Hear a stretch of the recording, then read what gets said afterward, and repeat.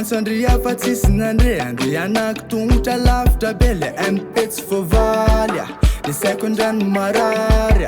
fa tsy efa nafarako etongany hitondra fitiavana tsy olany omeo tsy mifamaly le saiko andrano marary tsy mandefa na rappel moa saodinao famina fotsiny ale andeha anaky tsonjony tioa tsy maintsy tongany ana tsisy frais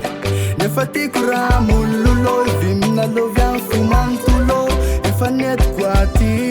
le teny maminy zaraiko amindry hoane awa zaho tsy maintsy tongany awa hoane awa anova mangidy mamy awa hoane awa zaho tsy maintsy tongany awa hoane awa anova mangidy mamy awa oetiko mandeha solo oetiko mandeha solo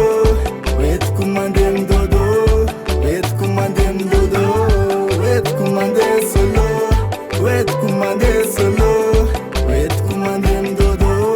oetiko mandeha midodo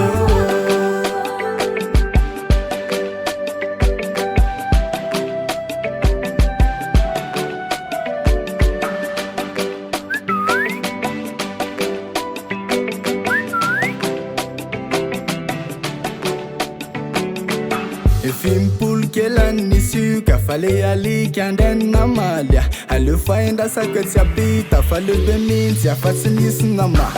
miandro pasika teny dolokona teo sady izina ihany miandrisoka fa nle vavadinareo fa tsy nisy nama sositra ihany save zany tonga tsy lera namarainareo endrasako asagnako ny tanako hoane